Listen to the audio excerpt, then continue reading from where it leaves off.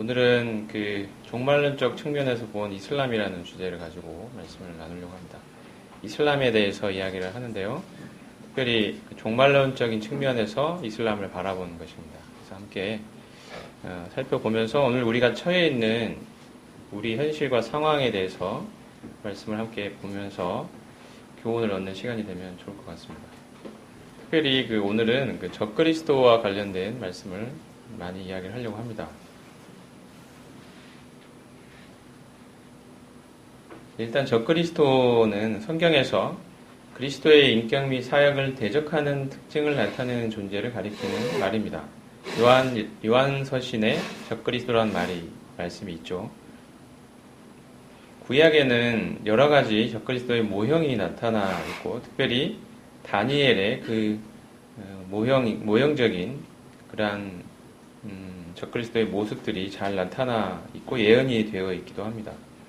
신약에는 복음서에서 주님이 환난기에 적그리스도가 성전을 더럽히면 도망하라고 유대인들은 도망할지어다 라고 말씀하셨습니다. 서신서에는 불법의 사람, 곧 멸망의 아들로 묘사되어 있고요.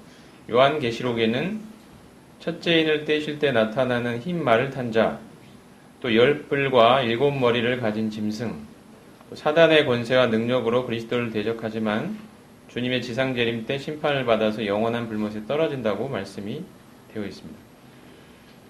이 적그리스도가 과연 누굴까에 대해서 그동안은 사실 그 로마 제국에 초점을 많이 맞춰 있었죠. 그래서 대부분의 그 책이나 그런 그 설명들이 대부분 로마 제국 쪽으로 많이 가 있었는데, 오늘은 제가 이슬람 제국에 대한 소개를 드리려고 합니다.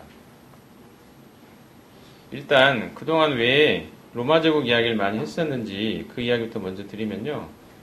그 근거가 되는 말씀이 다니엘서 9장 26, 27절 말씀입니다. 장차 올 한 왕, 적그리스도죠.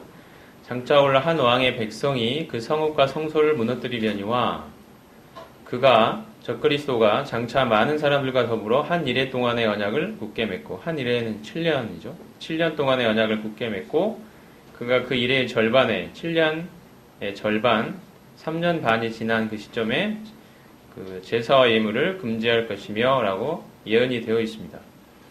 이 말씀을 보면 이 적그리스도가 마지막 때에 7년간의 언약을 맺었다가요 3년 반이 지난 중간 시점에 성전에서 드리던 제사와 예물을 금지할 것을 알 수 있습니다. 이 사람이 바로 적그리스도인데, 과연 이 말씀을 통해서 적그리스도가 과연 어떠한 존재일까라는 것에 대한 힌트를 얻을 수가 있는데요. 바로 그 적그리스도의 백성이 예루살렘 성과 성전을 무너뜨렸다는 것입니다. 그러면 예루살렘 성과 성전을 누가 무너뜨린지를 보면 바로 그 존재들이 적그리스도의 백성이라는 거죠. 자, 역사적으로 한번 봐보겠습니다. 역사적으로 예루살렘 성과 성전을 무너뜨린 존재는 AD 70년에 로마의 디도 장군과 그 휘하 부대들입니다. 자, 그래서 그동안에는 예루살렘을 함락시켰던 그 군대의 지휘관인 디도 장군의 초점을 맞춰서 적그리스도가 바로 재건될 로마 제국의 연합체, 그 후회로 오는 연합체의 최고 지도자일 것이라는 견해가 대세를 이루고 있었습니다. 디도 장군의 초점을 맞춘 거죠. 적그리스도의 백성이라고 그랬는데 그 장군의 초점을 맞췄던 것입니다. 아, 그 사람들이 바로 그 디도 장군의 휘하에 있었기 때문에 로마 제국의 그 장군이기 때문에 적그리스도도 로마 제국이 다시 재건된 어떤 그런 형태로 등장하게 될 것이고, 적그리스도는 바로 그 재건된 로마 제국의 우두머리가 될 것이다. 이게 그동안의 대체적인 견해였습니다. 최근에는요, 이 말씀을 보면 예루살렘을 함락시켰던 군대의 그 백성이라고 되어 있습니다. 백성. 그래서 군대의 인종 구성에 초점을 맞추면요, 그 당시 역사적인 자료를 보면 대부분이 이슬람, 아랍 민족들이었습니다. 그래서 이 적그리스도의 백성이라고 했기 때문에 이 적그리스도가 아랍 민족들 가운데 나타날 것이다. 이런 견해가 새롭게 제시되었습니다. 자, 먼저 로마 제국이 재건될 그 형태의 어떤 연합체의 최고 지도자일 것이라는 견해를 먼저 보겠습니다. 이 견해는요, 그동안 우리가 EU, 즉 유럽 연합을 유력한 후보로 생각해 왔을 때 이제 이런 그 견해의 기반을 두고 그렇게 생각을 한 것이죠. 왜냐하면 유럽의 각국이 서로 다른 인종과 언어와 화폐 단위와 정치 체제로 분열되어 있었는데 20세기 중반 이후로 기적처럼 연합을 해서 단일의 통합적 연합체를 결성하는, 이게 유럽 연합이죠. 유럽 연합을 결성하게 되는 기적 같은 일이 일어난 것입니다. 많은 사람들이 이런 유럽 통합의 움직임을 보면서 이들이야말로 로마 제국의 후예들이며 바로 이들 가운데 10개 나라가 연합된 어떤 그러한 제국의 우두머리로 적그리스도가 등장할 것이다. 이것이 그동안의 대체적인 견해였습니다. 근데 잘 보면요. 좀 이따가. 근데 이게 대체적인 견해였는데, 이게 여러분 그 역사를 보면 로마 제국이 서로마 제국과 동로마 제국으로 분열되고, 소로마 제국은 조금 있다가 바로 멸망해버립니다. 동로마 제국이 아주 오랫동안 지속되게 됩니다. 그래서 사실은 로마 제국을 염두에 두더라도 소로마와 동로마를 같이 놓고 봐야 되는데, 그동안 유럽 연합은 뭐냐면 소로마 제국의 국가들이 바로 그 대부분의 주력 국가들이죠. 우리가 잘 아는 그런 프랑스나 독일이나 이런, 영국은 지금 탈퇴하려고 하고 있습니다만은 이런 뭐 스페인, 이탈리아 이런 나라들이 전부 소로마 제국 쪽입니다. 동로마 제국은 그동안 염두에 안 뒀던 거죠. 같은 로마 제국인데도 동로마 제국이 훨씬, 우리가 비잔틴 제국이라고 이름을 붙였던 그 제국이 훨씬 오래 갔습니다. 그리고 로마 제국의 문화와 문명들은 동로마 제국으로 남아 있었습니다. 동로마 제국은요, 이따가 지도를 보여드리겠습니다만 대부분이 이슬람 국가, 지금 현재 중동 지역들입니다. 동로마 제국이. 비잔틴 제국의 수도가 콘스탄티노플, 즉 오늘날 터키죠. 그래서 그 이슬람 국가에 대해서 우리가 주목을 해야 되는 것입니다. 그러므로. 그 다음에 아까 이런 로마 제국 쪽으로 보지 않고 지도자, 그 디도 장군 쪽에 초점을 안 맞추고 그 백성에 초점을, 말씀해 있는 대로 그 백성에 초점을 맞춰보면요, 이 백성에 사용된 단어는 인종이나 민족, 부족을 가리키는 단어였습니다. 그래서 당시 이제 로마 제국에 초점을 맞출 것이 아니라 당시에 그 부대였던, 실제 예루살렘을 함락시켰던 그 군대의 인종 구성이 뭐냐? 전부 아랍 민족이라는 것입니다. 실제로 역사를 보면 당시에 로마군이, 현재는, 그때는 그 이탈리아의 그 사람들로 처음엔 이루어졌다가 로마 제국이 점점 확장되면서 이탈리아 그 사람들만으로는 군대를 구성할 수가 없어서 현지에서 조달을 하기 시작했습니다.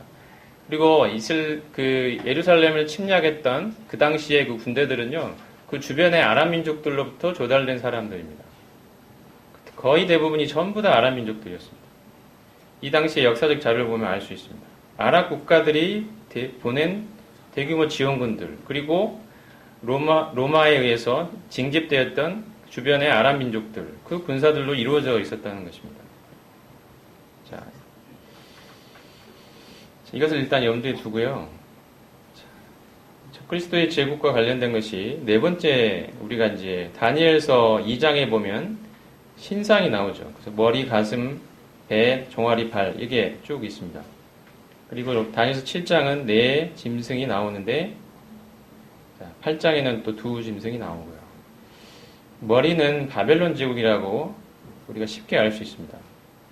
또 가슴과 두 팔은 페르시아 제국이죠. 여기에 대한 그 해석은 이의가 없습니다. 그리고 배 쪽은 헬라 제국입니다. 여기까지는 이의가 없습니다. 아예 성경에 나와 있기도 하고요. 그런데 이 네 번째 제국이 어딘가? 다니엘서 7장에 이렇게 굉장히 무서운 짐승으로 나와 있는 이 짐승이 도대체 정체가 어딘가에 대해서 생각을 좀 해봐야 됩니다. 여기에 대해서는 성경에서 명확하게 딱 지정되어 있지 않기 때문이죠. 그리고 이 네 번째 제국의 후예로 적그리스도의 제국이 나타날 것이라고 성경에 예언되어 있습니다. 과연 이 네 번째 제국은 어디일까요? 종래에는 이것을 로마 제국으로 많이 생각을 해왔다는 것입니다. 자, 힌트를 한번 보면요.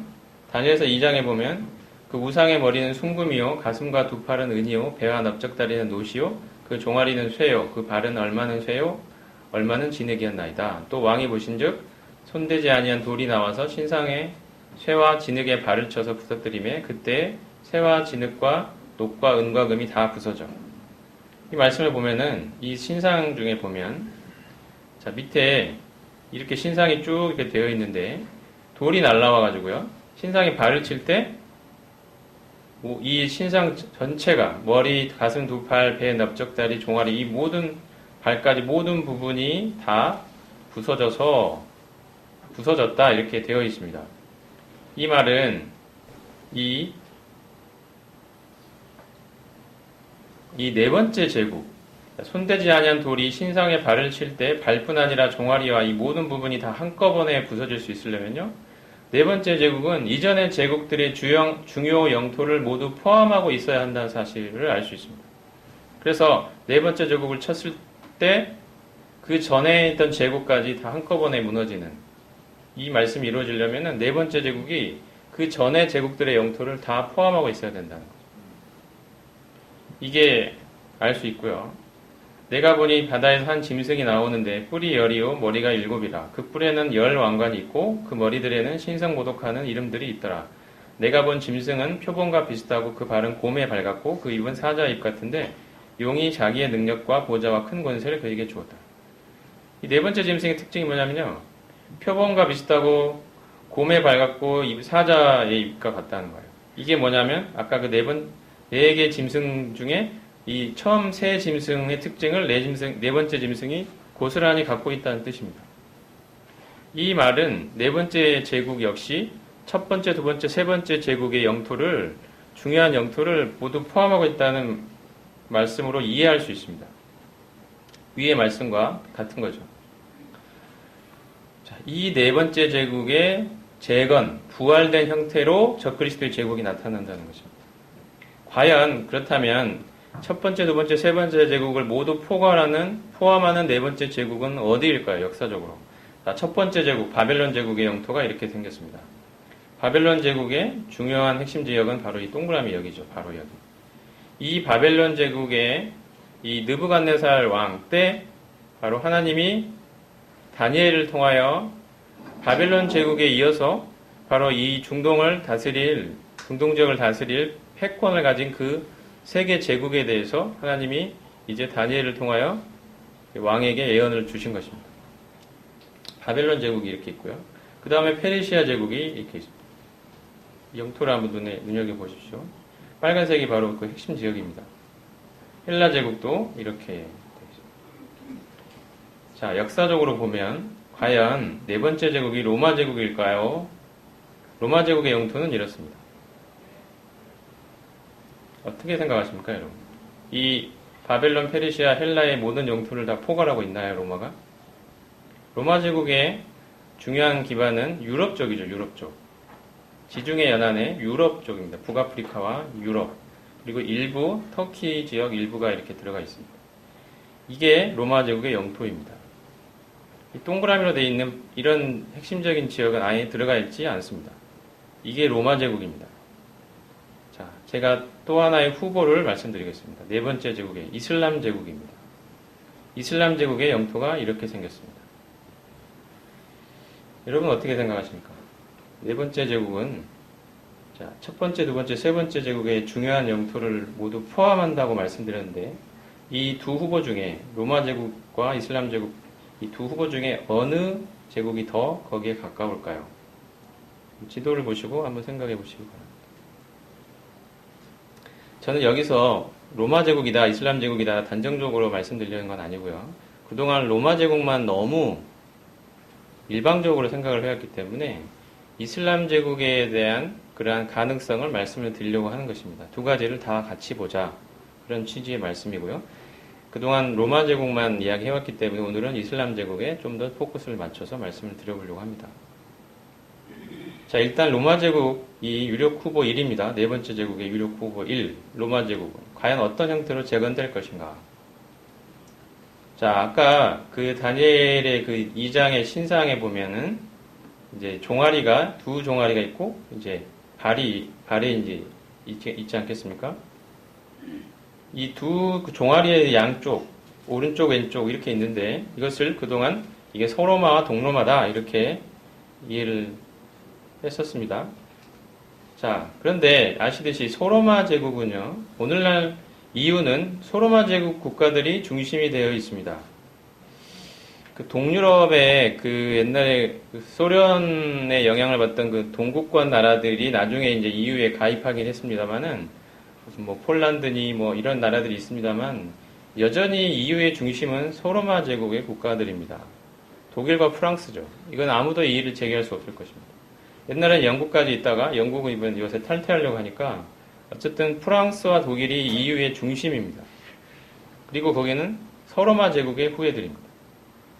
근데 로마로 본다 하더라도 그동안 왜 우리는 동로마의 쪽에는 아예 관심조차 기울이지 않았을까요? 동로마 제국은요, 15세기까지 존재하다가 오스만 제국에 의해서 멸망당했습니다.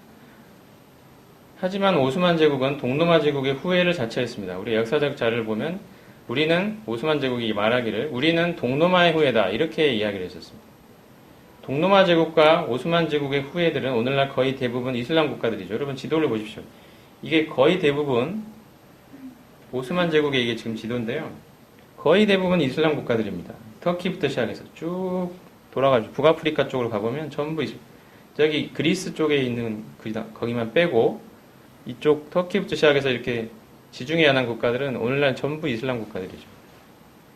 동로마 제국도 우리가 염두에 둬야 하고 동로마 제국을 볼 때 이슬람 국가들이 대부분이구나 이 사실을 우리가 알게 됩니다. 자, 역사를 보면요. 로마 제국이 소로마 제국과 동로마 제국으로 395년에 갈라졌습니다. 이때 소로마 제국은요 100년이 못 돼서 멸망했습니다. 하지만 동로마 제국은 1453년까지 거의 1000년 이상 지속되었고 로마 제국의 그 찬란한 문명은 동로마 제국으로 계승되었습니다. 자, 이 동로마 제국을 이은 제국이 오스만 제국, 오스만 터키, 오스만 투르크 제국이죠. 이 아까 봤던 그 지도에 이게 지금 오스만 제국입니다. 이 동로마 영토를 대부분 계승을 했고 좀 더 넓혔죠. 이게 이제 오스만 제국입니다. 오스만 제국, 오스만 터키가 1924년에 문을 닫게 됩니다. 아시듯이. 그래서 오늘날 근대, 현대의 터키가 탄생한 것입니다. 오스만 터키 제국이 문을 닫고 가지고 있던 영토를 다 잃고 1차 세계대전에 패배한 후에 오늘날의 터키가 되면서 세속적인 이슬람 공화국으로 재탄생한 거죠. 오늘날 터키가. 어쨌든 오스만 제국은 1924년에 문을 닫았습니다. 자, 그래서 그동안 이후에 초점을 맞췄던 분들은 서로마 제국 쪽을 본 것입니다. EU 중에 10개국 연합이 나타날 것이다. 근데 이 동로마 제국 쪽을 보면요. 오늘날 대부분 이슬람 국가이기 때문에 이슬람 국가들 중에서 10개국 연합체로 등장할 것이다 라는 가능성을 우리가 생각하지 않을 수 없는 것입니다. 이게 이제 로마 제국에 초점을 맞춘다 하더라도 EU뿐 아니라 이슬람 국가에 대한 초점을 맞춰야 될 이유입니다. 두 가지 가능성이 다 있다는 거죠.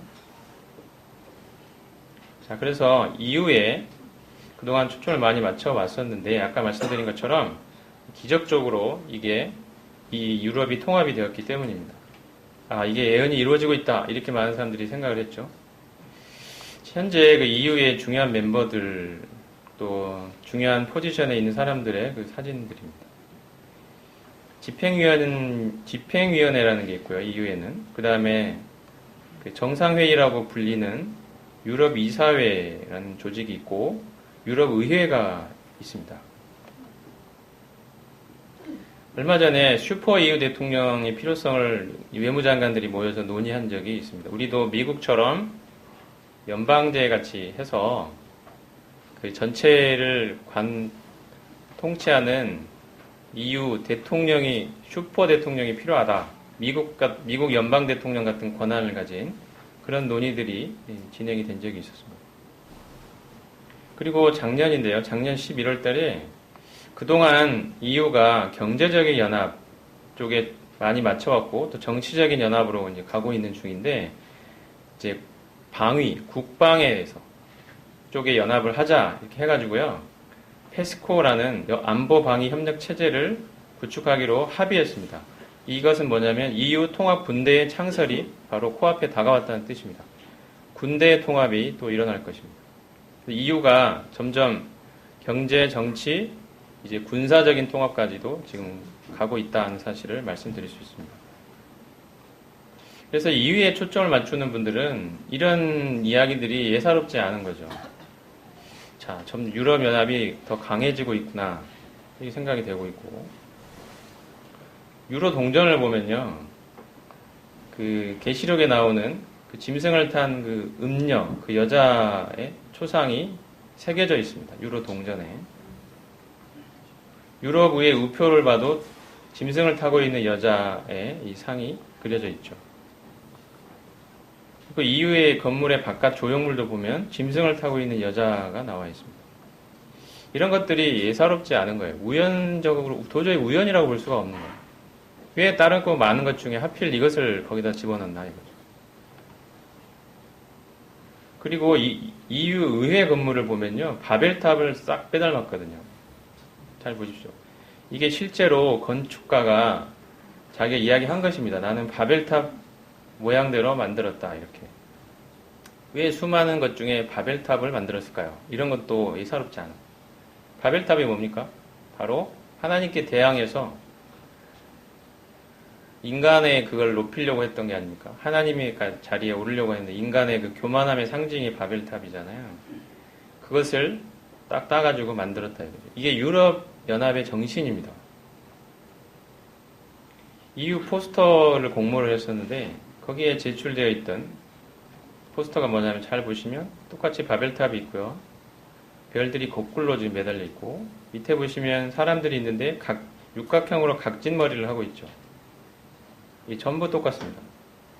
그 어린아이를 빼고는 똑같이 규격화된 머리를 가지고 있고 글씨가 잘 안 보이시겠습니다만 밑에 노란색 글씨 보면 유럽 해놓고 many tongues, one voice라고 해놨습니다. 하나님이 그 바벨탑에서 언어를 나누셨잖아요. 그것을 뒤집겠다는 겁니다. 다시 원 보이스로. 그래서 사람들의 말과 생각을 일치시키겠다. 머리도 똑같이 육각형으로 찍어내듯이 돼 있고. 이게 유럽연합의 정신입니다. 별도 뒤집어 놨잖아요. 하나님이 하신 일을 뒤집겠다는 거죠. 이게 유럽연합의 정신입니다. 이게 포스터에도 잘 나타나 있습니다. 이런 것들이 정말 예사롭지 않아서 EU에 초점을 맞추는 분들은 적그리스도가 EU로부터 올 것이다 하는 것에 대해서 많이들 생각을 하고 계십니다. 그리고 오늘 또 소개해드릴 유력 후보 2, 이슬람 국가 쪽이죠. 이게 이슬람 국가들의 전체적인 어떤 지도입니다. 초록색으로 되어 있는 부분이 오늘날 이슬람이 주요 종교인 국가들입니다. 굉장히 많죠. 중동뿐 아니라 중앙아시아, 그 다음에 북아프리카, 그 다음에 인도 쪽, 그리고 인도네시아, 말레이시아 이쪽까지 또 동남아시아의 또 다른 국가의 일부 지역까지 이슬람이 널리 퍼져 있습니다. 여러분 아시듯이 이슬람은 2대 종파가 있는데요. 수니파와 시아파가 있습니다. 그래서 이슬람을 초점을 맞추는 분들은 신상의 두 다리, 두 종아리가 한쪽은 수니파, 한쪽은 시아파다 이렇게 이야기를 합니다. 수니파가 주류죠. 85에서 90% 정도가 수니파입니다. 수니파와 시아파의 차이점은 시간 관계상 생략하겠습니다. 시아파는 숫자가 더 적습니다. 오늘날 수니파의 종주국이 사우디아라비아고 시아파의 종주국이 이란이죠. 이 시아파, 수니파는 둘이 계속 으르렁거리고 있습니다. 지금도 서로를 인정하지 않고 자기들이 정통이다 하면서 이슬람 세계의 패권을 장악하기 위해서 지금도 서로 싸우고 경쟁하는 두 파가 수니파와 시아파입니다. 자, 네 번째 제국의 유력 후보 2인 이슬람 제국의 역사를 보면요. 그 마호메트가 그 이슬람을 창시한 후에 이제 중동 지역에서 빠른 속도로 세력을 확장해 나가면서 칼리프 제국을 건설했습니다. 칼리프는 이슬람 세계의 통치자를 가리키는 말입니다. 칼리프. 이런 제국들을 계속 이어졌죠. 이게 AD 8세기 정도 해당되는 시점에 우마이야 칼리프 제국입니다. 이슬람 제국의 영토를 한번 잘 보십시오. 여기까지 확장을 했습니다. 중동 지역과 북부 아프리카 지역을 다 장악을 했죠. 그 다음에 아바스 칼리프 제국도 그 뒤를 이어서 비슷한 영토를 했고요. 나중에 이제 지역별로 이슬람 왕국들이 등장하기 시작하는데 하나의 칼리프 아래에 모여 있다가 지역별 이슬람 왕국들, 술탄이라고 불리는 그 왕국들의 왕들을 술탄이라고 불립니다. 지역별 이슬람 제국의 왕들. 술탄이 등장하면서 칼리프 제국의 힘이 약화되기 시작합니다. 이렇게 조금씩 약화되다가 자, 오스만 칼리프 제국이 이제 마지막에 있었죠. 우리가 잘 아는 오스만 제국, 오스만 투르크, 오스만 터키 제국입니다. 이게 1924년에 멸망하게 됩니다. 그래서 이 이슬람 제국이 1924년에 멸망을 하는데요. 드디어 오늘날 우리가 이제 뉴스에서 많이 보듯이 지하드 운동을 하는 사람들 있죠. 이슬람 지하드, 성전이라고 불리는 이 지하드 운동을 하는 사람들이 내건 게 뭐냐면 이슬람 제국의 재건입니다. 이슬람 제국을 부활시키겠다는 거죠.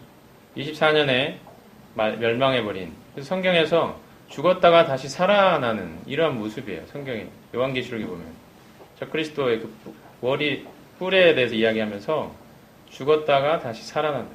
이슬람 제국을 보시는 분들은 1924년에 죽어버린 이슬람 제국이 다시 살아나는, 부활하는 걸 이야기합니다.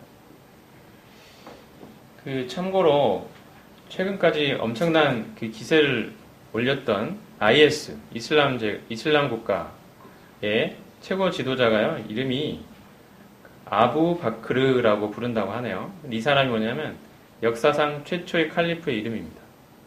자기 이름을 최초로 등장한 칼리프의 이름을 따서 자기 이름을 붙인 거예요. 그러니까 이 정신은 뭐냐면 우리가 이슬람 제국을 재건시키겠다는 거죠. IS의 정신입니다. IS 뿐이겠습니까? 오늘날 여기저기서 지금 나타나고 있는 지하드 운동들은 전부 다 이 이야기를 합니다. 이슬람 제국을 다시 세우겠다는 거죠. 이게 그들의 공통된 정신입니다. 참고로 그 다니엘서 2장 43절에 왕께서 쇠와 진흙이 섞인 것을 보셨은즉 그들이 다른 민족과 서로 섞일 것이나 그들이 피차에 합하지 아니함이 쇠와 진흙이 합하지 않음과 같다는 다니엘서 신상의 그 발쪽의 발의 그 묘사에 관한 부분을 이제 원어로 보면 아랍이라는 말이 등장해요. 아랍 저기 빨간색으로 되어 있죠. 아랍 이렇게 세 군데가 등장합니다. 원어를 보면 우리가 아랍에 주목을 해야 될 이유가 네 번째 제국의 발이 그 네 번째 제국이고 저 그리스도의 제국이 그 네 번째 제국의 재건될 형태로 등장을 할 거거든요. 아랍이라는 말이 예사롭지 않습니다. 이런 말씀. 오늘날 이슬람 세계의 중심은 아랍이죠. 누가 뭐라 하더라도 아랍입니다. 동남아에도 있고 북아프리카에도 이슬람 국가들이 있지만 그 민족의 핵심 민족은 아랍 민족입니다. 이슬람 애들은 태어나면 아랍어로 된 꾸란을 읽고 자녀의 이름을 아랍어로 짓고 아랍 문화에 따라서 알라를 섬기는 삶을 살아가고 있습니다. 이슬람의 중심은 아랍입니다. 아랍을 떠나서는 생각할 수가 없죠. 원래 이제 아랍이라는 말은 혼합되었다라는, 섞였다라는 뜻을 가지고 있습니다. 근데 섞이긴 했지만, 여러 민족들이 섞였지만 그 중심, 핵심은 여전히 아랍이라는 거죠. 이 아랍어와 아랍 문화로 견고한 단합을 이루고 있다고 할 수 있습니다. 그 다음에 적그리스도의 제국에 대한 힌트를 요한계시록 17장 말씀에서 찾을 수 있는데요. 지혜 있는 뜻이 여기 있으니 그 일곱 머리는 여자가 앉은 일곱 산이요 또 일곱 왕이라. 다섯은 망하였고 하나는 있고 다른 하나는 아직 이르지 아니하였으나 이르면 반드시 잠깐 동안 머무르리라. 전에 있었다가 지금 없어진 짐승은 8째 왕이니 7 중에 속한 자라. 그가 멸망으로 들어가리라. 여기 보면은 7왕이 있는데요. 5은 망했고 하나는 지금 요한계시록을 기록할 당시에 하나는 있고 다른 하나는 아직 오지 않았다고 되어 있습니다. 자, 요한이 기록할 당시에 멸망한 5개 이방 제국은 이집트, 아수르, 바벨론, 페르시아, 그리스입니다. 그리고 요한이 요한계시를 기록할 당시에 존재하던 제국은 로마 제국이죠. 여기까지는 이의가 없습니다. 자, 그렇다면 7번째로 등장할 제국은 어딘가 이거죠. 7번째 제국. 다른 하나는 아직 이르지 아니했다고 말한 것. 이게 재건될 로마 제국일 것이다 라고 말하는 분들이 있고, 근데 짐승이 적그리스도가 8째 왕이라고 해놨잖아요. 8째 왕이다. 8번째 제국이라는 뜻이죠. 짐승. 그러니까 짐승도 로마 제국으로부터 온다고 했고, 그러니까 이분들의 견해는 6번째, 7번째, 8번째 이 세 제국이 전부 로마 제국이라는 이야기예요. 이게 조금 안 맞지 않느냐라는 생각을 할 수 있습니다. 무슨 말이냐면요. 자, 6번째 제국이 로마 제국이라면 7번째 제국은 다른 제국이어야 된다는 것입니다. 8번째 이방 제국은 짐승의 제국인데요. 8번째가 적그리스도의 제국인데 이 제국은 이전의 7제국 중에 속한 것으로서 7번째 이방 제국이 멸망했다가 부활한 형태로 나옵니다. 자, 그의 머리 하나가 상하에 죽게 된 것 같더니 그 죽게 된 상처가 나오네. 자, 그러므로 7번째 제국이 어딘지 알면 8번째 제국도 잘 알 수 있겠죠. 왜냐하면 7번째 제국의 부활 형태일 것이기 때문에.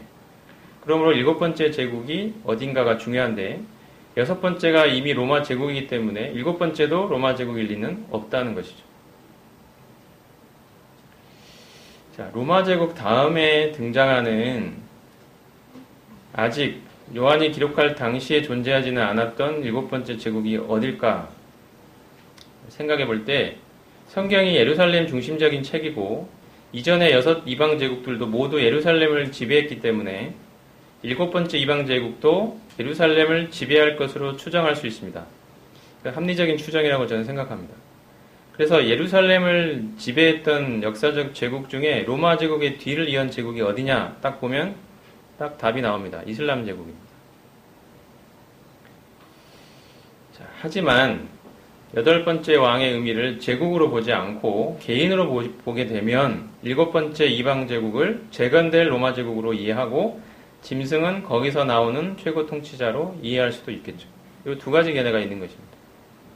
이전에는 지금 언급한 마지막 생각만 하고 있었는데 최근에 와서 이슬람 제국에 초점을 맞추게 되는 분들이 이렇게 이 말씀을 이해를 하게 됐다는 뜻입니다.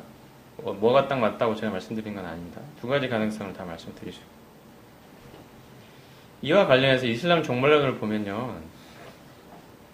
좀 섬뜩한 이야기들이 나오는데 이슬람 종말론은 하디스라고 불리는 그런 이슬람교 경전에 등장합니다.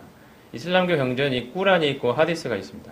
꾸란은 마호메트가 알라로부터 직접 받았다고 말하는 그 계시가 담겨있는 책이 꾸란이고 하디스는 그 마호메트의 말과 행동을 기록한 언행록입니다.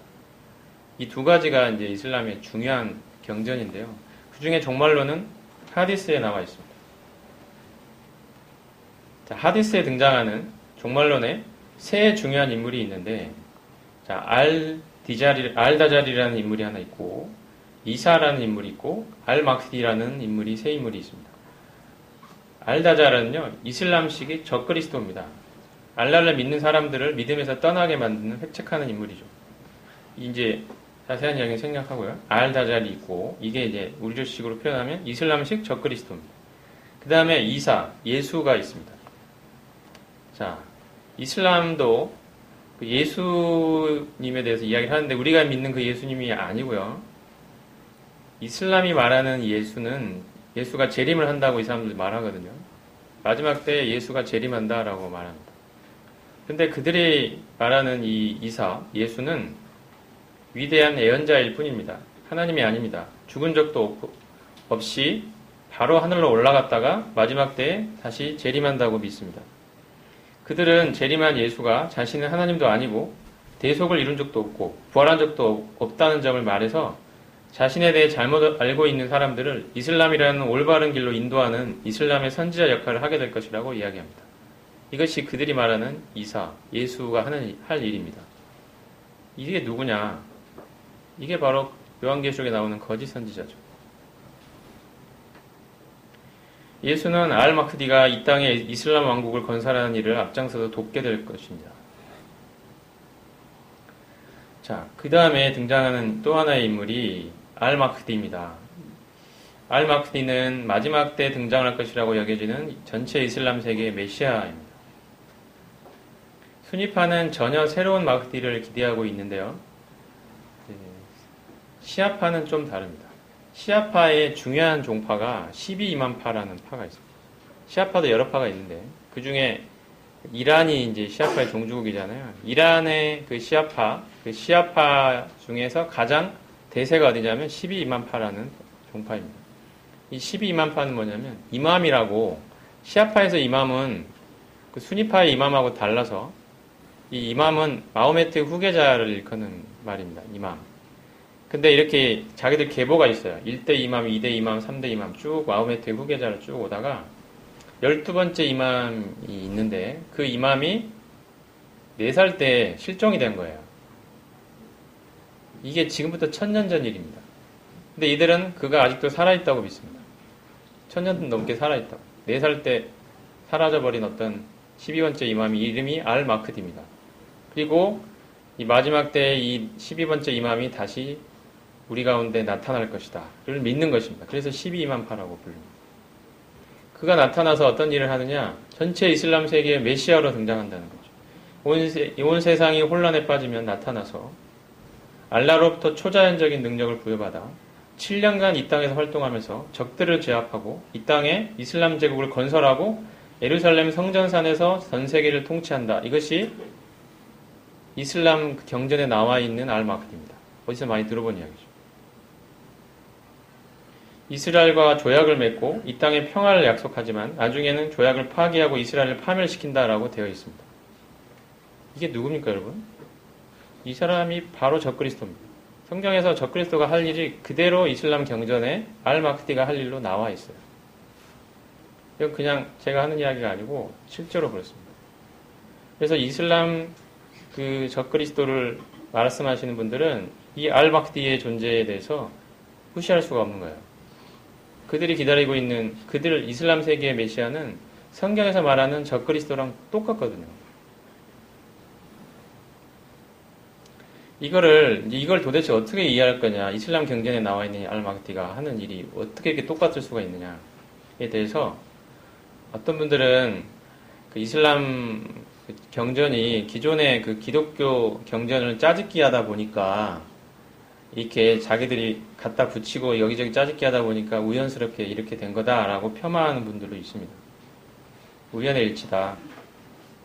근데 이 마지막 때 이 적그리스도의 제국을 이슬람 제국으로 보시는 분들은 이런 알-마흐디의 이게 결코 예사롭지 않게 느껴지는 거죠. 완전히 똑같거든요. 적그리스도가 할 일과. 우리가 이슬람을 이해할 때 어떻게 이해를 해야 되느냐. 이슬람이 우리가 믿고 있는 그 믿음의 핵심적인 부분을 정확하게 반대하잖아요.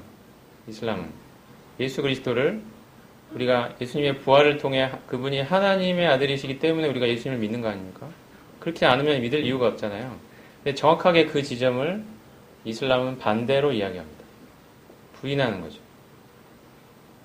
많은 종교가 있습니다만은 그 지점을 정확하게 지적하면서 반대하는 종교는 이슬람입니다.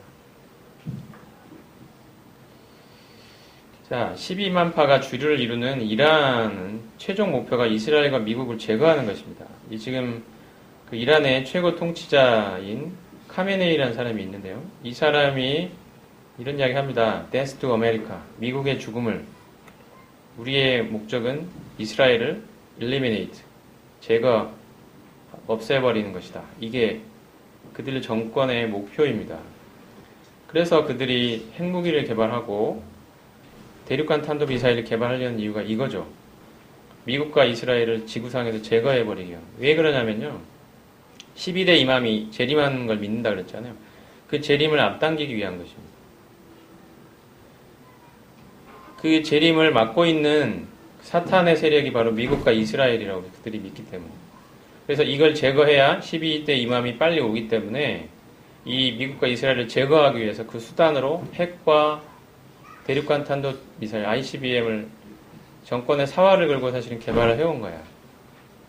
잠깐 지금 핵 개발을 잠깐 유예하고 있습니다만 그동안에 지금 돈을 모아가지고 경제 제재가 해제가 돼서 지금 석유 달러를 모으고 있잖아요.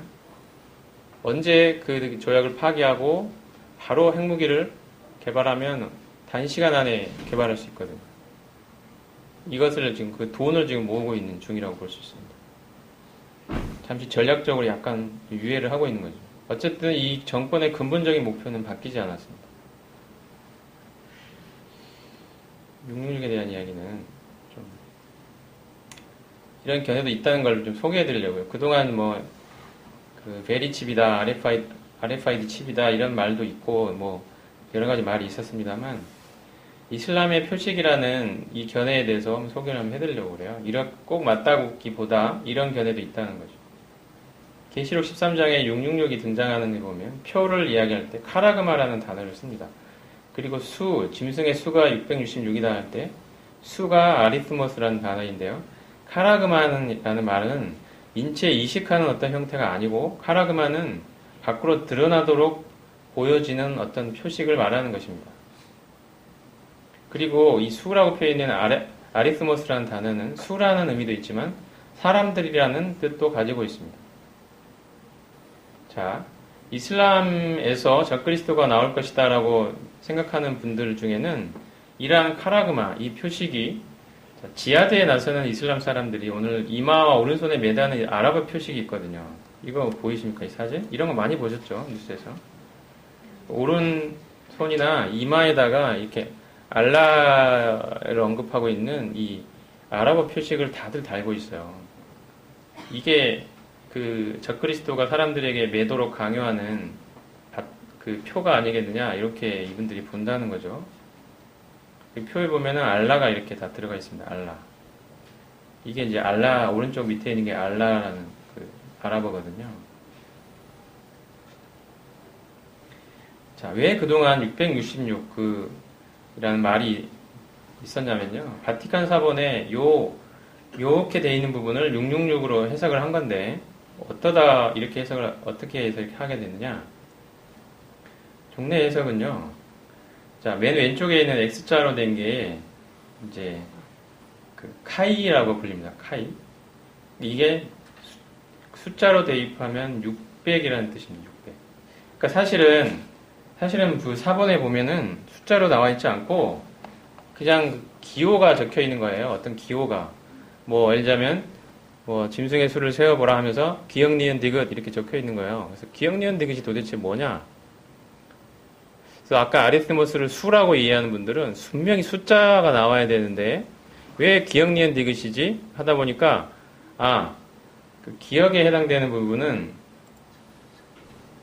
기역에 해당되는 거는 숫자가 600이라는 뜻이야. 니은은 60이야. 디귿은 6이야 라고 해석을 한 겁니다. 옛날에 그 게마트리아라고 그 문자와 숫자를 매치시키는 그런 방식이 있거든요. 그래서 카이라는 문자는 600에 매치를 시킵니다. 그리고 그 중간에 있는 그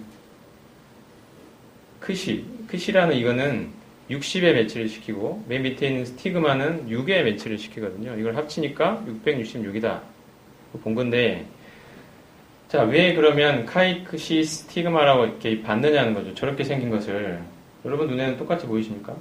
카이크시 스티그마 중간에 또 위에도 줄이 하나 있고 이걸 이렇게 숫자로 자꾸 생각하다 보니까 제일 숫자로 대입을 시키는 게마트리아 방식을 써야 되겠다고 생각이 됐고 그러다 보니까 그 문자 중에 헬라어 문자 중에 제일 비슷한 것일 거야 라고 본 거예요.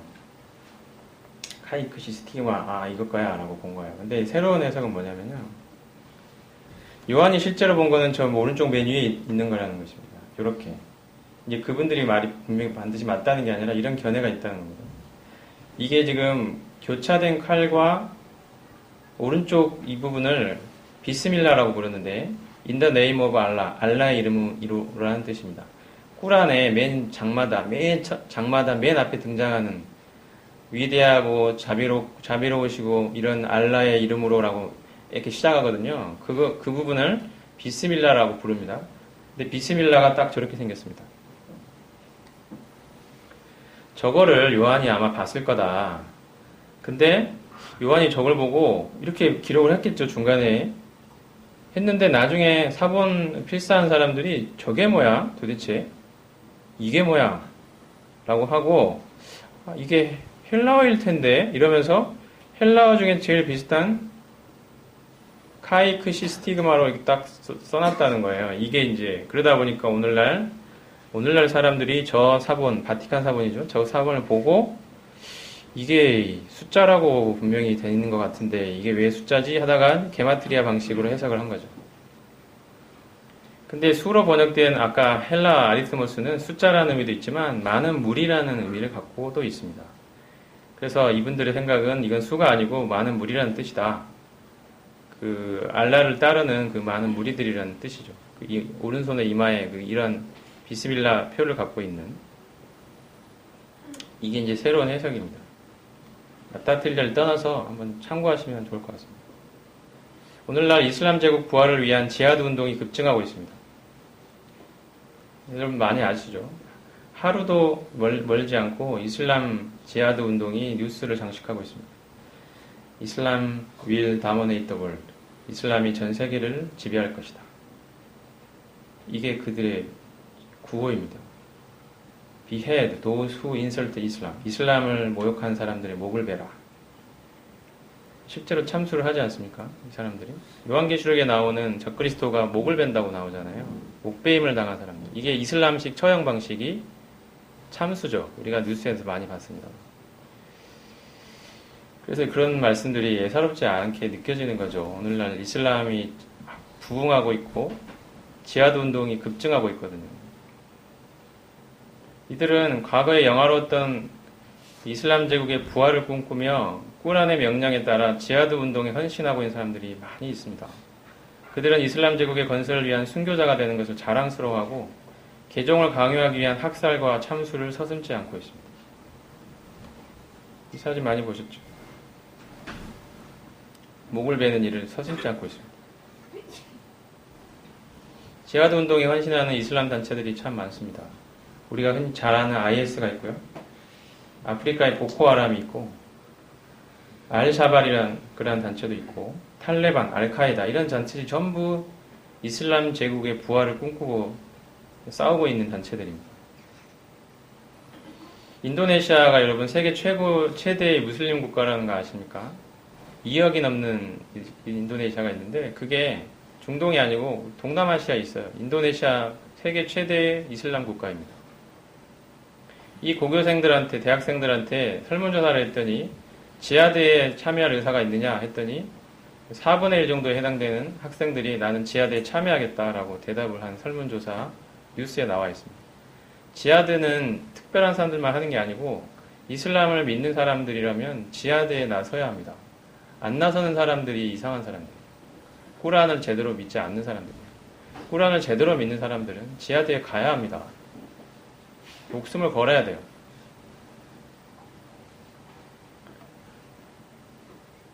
오늘날 이슬람 인구가 급증하고 있습니다. 그 2030년쯤 되면 전 세계 인구의 26.4%가 이슬람 인구일 것이다.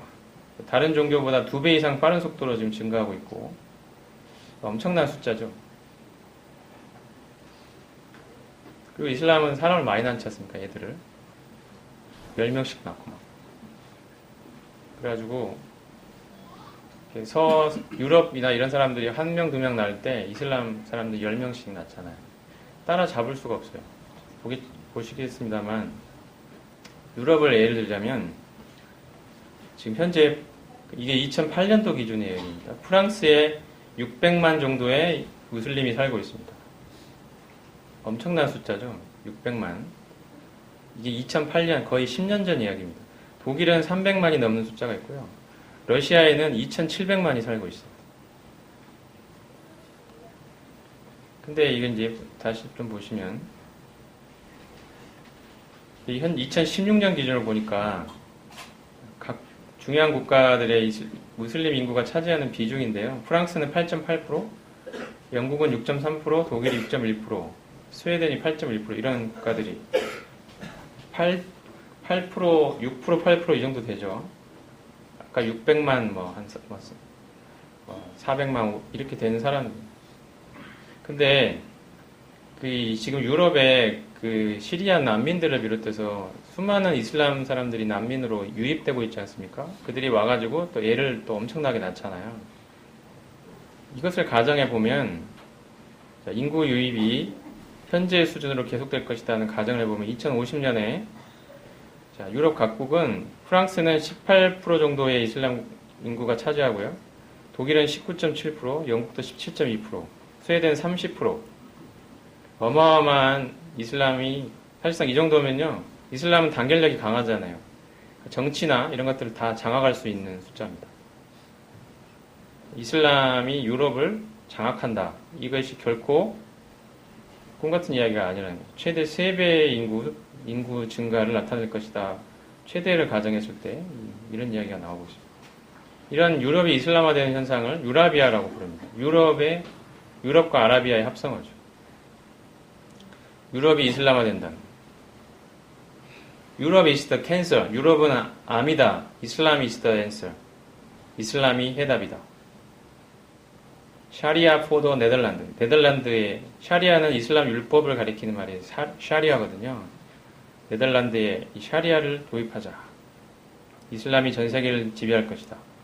샤리아 for France. 프랑스에 샤리아를 도입해야 된다는 거죠.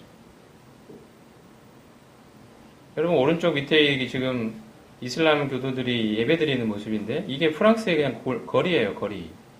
어디 다른 특별한 지역이 아니에요. 프랑스가 지금 이러고 있다고요. 지금 하루에 5번씩 이러고 있는 거예요. 이게 프랑스의 한 거리입니다. 다른 특별한 게 아니에요. 지금 이슬람은 유럽을 완전히 지금 장악해가고 있는 중입니다.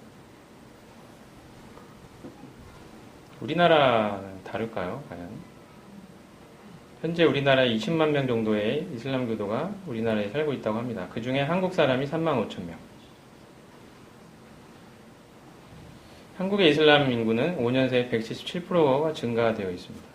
지금 이 사진은 우리나라 사진입니다. 다른 나라가 아니고요. 지금 우리나라에서 저러고 있는 거예요.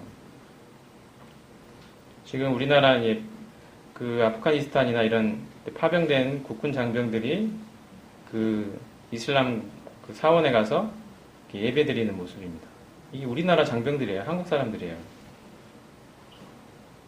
그리고 이게 지금 우리나라에서 예배 드리는 우리나라 사람들, 이슬람 사람들의 예배 드리는 모습입니다. 이게 오늘날 한국의 현실입니다. 우리나라도 이제 점점 이슬람 인구들이 늘어나고 또 이슬람을 받아들이는 한국 사람들도 많이 늘어나고 있고 인구가 많이 늘고 있다고 합니다. 그래서 이제 여기서 이제 우리나라 이야기를 하려는 건 아니고요. 쭉 봤습니다만 적그리스도가 어디서 과연 등장할 것이냐 했을 때 과거에는 유럽 연합을 많이 이야기를 했죠. 근데 이슬람 제국을 우리가 주목하지 않을 수 없는 상황에 와 있습니다. 그리고 실제 성경의 예언의 말씀들을 해석해 볼 때도 그런 가능성이 충분히 있다고 생각이 됩니다. 그래서 우리는 두 가지 가능성을 다 염두에 둘 필요가 있는데 특별히 이슬람에 대해서 우리가 좀 더 관심을 갖고 이슬람 사람들을 무조건 무서워하거나 혐오하거나 그럴 필요는 없다고 생각이 되고요. 이들 역시 복음이 필요한 사람들 아니겠습니까? 그래서 주님의 마음으로 이들에게 복음을 전하는 것이 필요하다 생각이 되고 또 오늘 우리나라에 이런 이슬람 이런 것들이 이제 우리나라에서 더 늘어나지 않도록 기도할 필요가 있다고 생각이 듭니다. 여하튼 이 마지막 때에 이슬람 제국의 부활을 꿈꾸며 그들이 이슬람 전체 메시아로 기다리고 있는 알-마흐디를 기다리고 있는 이 이야기들을 여러분이 들으셨을 텐데요. 우리가 이 마지막 때에 더 깨어서 정말 주님의 다시 오심을 소망하면서 마지막 때에 어떻게 살아야 될지 이런 것들을 다시 한번 생각해 보면 좋을 것 같습니다. 기도하고 마치겠습니다.